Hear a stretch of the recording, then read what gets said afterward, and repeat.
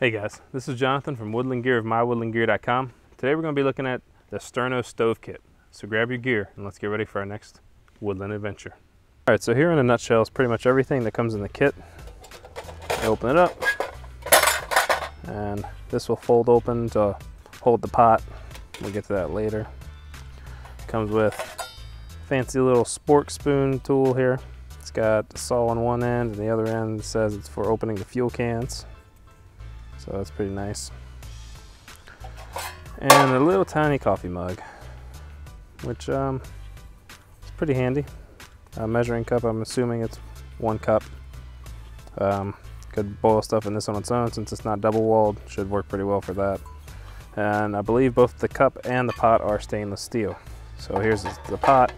It's a very big, spacious pot. The lid does lock. But the main thing is all the pieces to the kit store inside of there, and there is extra room inside of it as well. So the only thing it does not come with is one of these guys.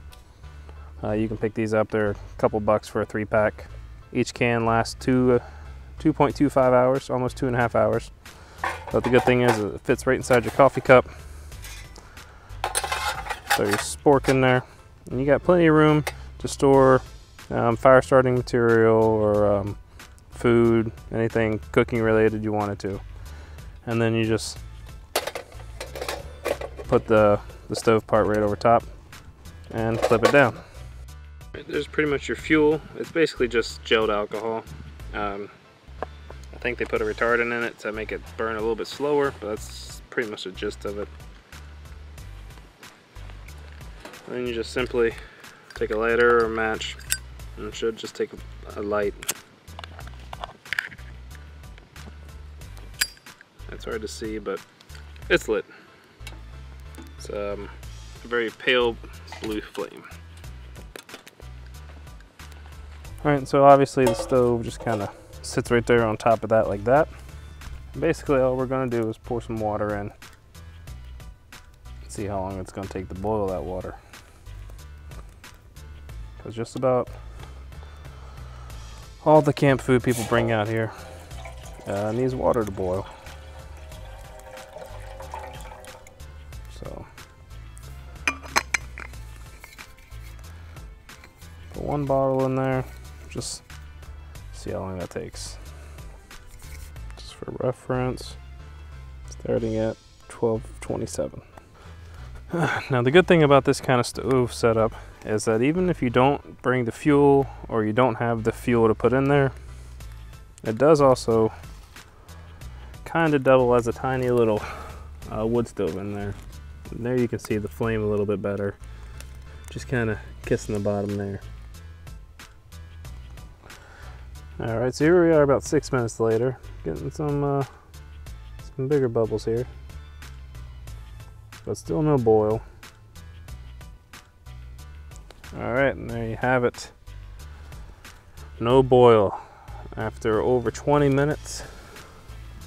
Flame still going full force, full strength.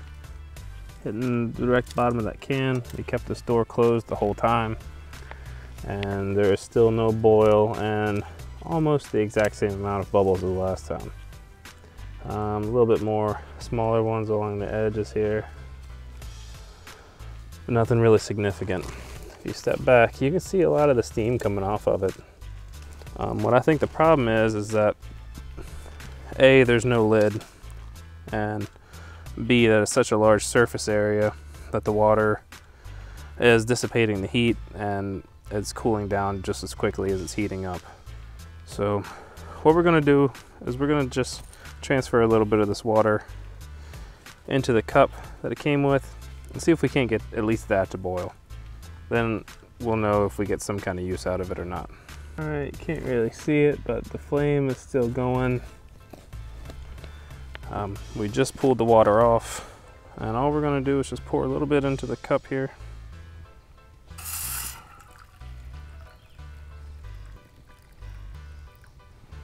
And see if we can at least get that to boil.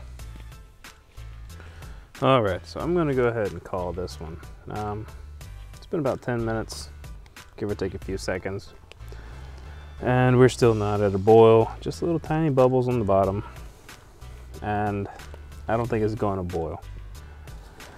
We have a couple problems here. There is a ton of air that can get around the cup and cool it. That's number one. Number two, again, no lid, that would help out some. But number three is the fuel source itself.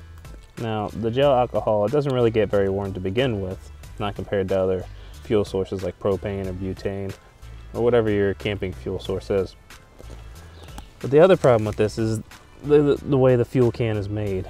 And that is, as the fuel burns down, it actually gets further away from whatever you're trying to cook.